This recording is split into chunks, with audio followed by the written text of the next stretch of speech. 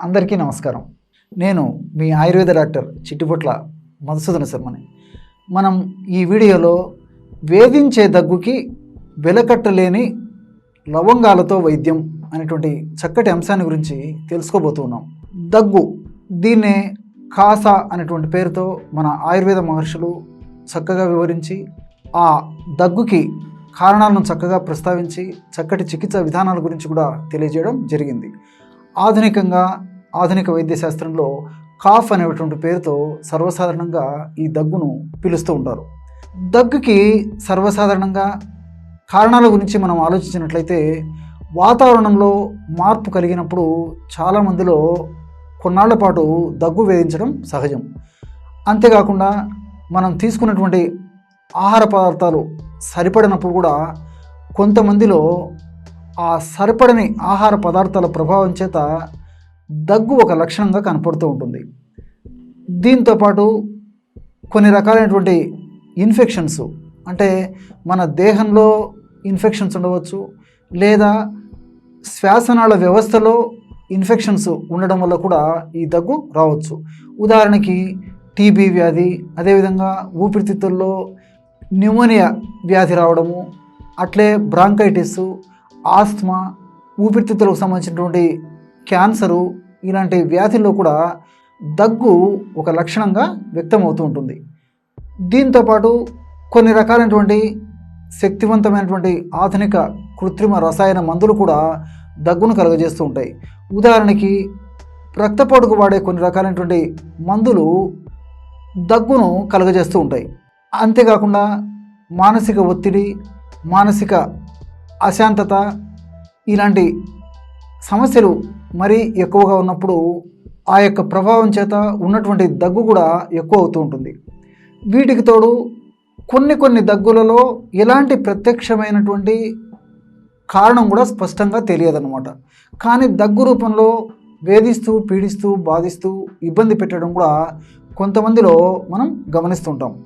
ఈ దగ్గు సర్వసాధారణంగా పొడి దగ్గు రూపంలోనూ, కళ్ళ రూపంలోనూ వస్తూ ఉంటుంది. దగ్గు పొద్దున పూట కొంతమందిలో ఎక్కువ వస్తూ ఉంటుంది, మధ్యాహ్నం పూట కొంతమందిలో ఎక్కువ వస్తూ ఉంటుంది, అట్లే విధంగా రాత్రిపూట కొంతమందిలో ఎక్కువ వస్తూ ఉంటుంది. కొంతమందిలో 24 గంటల సమయంలో ఎప్పుడు వేధిస్తూ, పీడిస్తూ, బాధిస్తూ ఉంటుంది. మరికొంతమందిలో రాత్రిపూట పడుకున్నప్పుడు మరీ ఎక్కువగా ఉండి ఉదయం పూట తక్కువగా ఉండేటువంటి పరిస్థితి కూడా ఏర్పడుతూ ఉంటుంది. ఈ విధంగా దగ్గు వివిధ రకాలైనటువంటి పద్ధతుల్లో మనకి వ్యక్తం అవుతూ ఉంటుంది. అంతేకాకుండా కొంతమందిలో గ్యాస్ట్రిక్ ట్రబుల్ సమస్య వల్ల కూడా దగ్గు కలుగుతూ ఉంటుంది.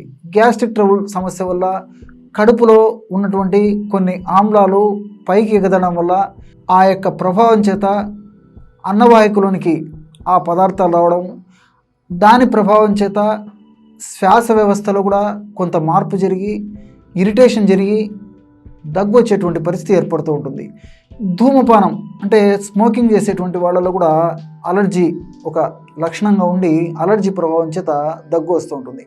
ఈ విధంగా ఇన్ని రకాల దగ్గులు ఉన్నప్పుడు దగ్గు కారణానుగతమైనటువంటి చికిత్స చేయడం వల్ల చక్కటి పరిష్కారం, దీర్ఘకాలికమైనటువంటి పరిష్కారం దొరికేటువంటి పరిస్థితి ఏర్పడుతూ ఉంటుంది. కానీ మరి ఇలా అనేక రకాలైనటువంటి కారణాల వల్ల ఇలా దగ్గు వచ్చి ఇలా విభిన్న పద్ధతిలో విభిన్న రకాలుగా ఇబ్బంది పెట్టేటప్పుడు తక్షణమే దాన్ని తగ్గించుకోవడం చాలా అవసరం. మరి వేధించేటువంటి అలాంటి దగ్గుని తక్షణమే తగ్గించుకునేందుకు గృహ వైద్యంలో అనేక రకాలైనటువంటి ఔషధాలు మనకి తటస్థపడతాయి. వాటిల్లో మీరు తయారు చేసుకోదగ్గ అత్యంత సులువైనటువంటి, నమ్మకంగా పనిచేయదగ్గ, అద్భుతమైనటువంటి, సులువుగా తయారు చేసుకోదగ్గ దివ్యమైనటువంటి ఔషధాన్ని ఇప్పుడు మనం ఇక్కడ తెలుసుకోబోతున్నాం. ఆ ఔషధ తయారీకి కావాల్సినటువంటి పదార్థాలు రెండే రెండు. మొట్టమొదటిది లవంగాలని కొద్దిగా వేయించేసేసి మెత్తగా చూర్ణం చేసి పెట్టుకొని ఒక 20 గ్రాములు లవంగాల చూర్ణం తీసుకోవాలి. అట్లే పటిక బెల్లం పొడిని ఒక 20 గ్రాములు తీసుకోవాలి. లవంగాల చూర్ణము 20 గ్రాములు, పటిక బెల్లం పొడి ఒక 20 గ్రాములు. ఈ రెండు పదార్థాలను బాగా కలిపేసి ఒక గాజు సీసాలో నిల్వ ఉంచుకొని రోజు ఉదయం పరిగడుపున ఒక్కసారి, అదేవిధంగా సాయంత్రం కానీ లేదా రాత్రి పడుకునేటప్పుడు కానీ మరొక్కసారి ఈ యొక్క ఔషధాన్ని వాడుకోవాలి. ఎలాగంటే పూటకి 1 గ్రామ్ అంటే ఉదయం పూట 1 గ్రాము ఔషధము, రాత్రి పడుకునేటప్పుడు కానీ లేకపోతే సాయంత్రం పూట కానీ 1 గ్రాము ఔషధాన్ని వాడుకోవాలి. అంటే రోజుకి 2 గ్రాముల ఔషధాన్ని వాడుకోవాలన్నమాట. మరి పూటకి 1 గ్రాము ఔషధం తీసుకొని అందులో లేదా 1/2 టీ స్పూన్ నుంచి 1/2 టీ స్పూను వెన్న, అదేవిధంగా 1/2 టీ స్పూన్ నుంచి 1/2 టీ స్పూన్ వరకు తేనె ఆ పదార్థంలో, అంటే లవంగాల పొడి, పటిక బెల్లం పొడి మనం కలిపి తయారు చేసుకున్నటువంటి పదార్థాన్ని 1 గ్రాము తీసుకున్నాం కదా, అందులో ఈ వెన్న, అదేవిధంగా నెయ్యి, వెన్న అదేవిధంగా తేనె, వెన్న అదేవిధంగా తేనె కలిపి సేవించాలి.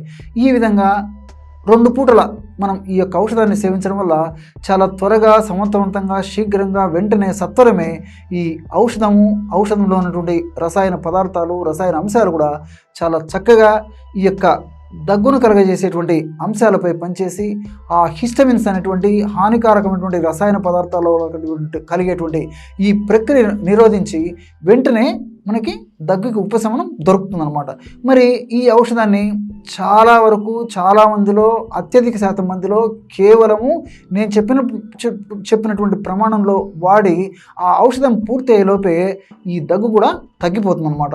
చాలా అరుదుగా మాత్రము ఇంకా కొంత ఉన్నట్లయితే, అంటే ఈ యొక్క దగ్గు ఇంకా కొంత ఇబ్బంది పెట్టేట్లయితే మరికొంతకాలం కూడా ఇదే పద్ధతిలో ఔషధాన్ని తయారు చేసుకుని వాడుకోవచ్చు అనమాట. కానీ చాలామందిలో మాత్రం ఒక 20 గ్రాములు లవంగాల చూర్ణము, 20 గ్రాములు పటిక బెల్లం పొడి కలిపి తయారు చేసుకున్నటువంటి చూర్ణంతోనే ఈ దగ్గుకి చాలా చక్కటి ఉపశమనం దొరుకుతుంది. చూశారు కదా, ఎటువంటి సులువైనటువంటి ఔషధ యోగాన్ని లవంగాలతో తయారు చేసుకొని వేధించే దగ్గును తగ్గించుకోవచ్చో ఈ యొక్క వీడియోలో తెలుసుకున్నారు కదా.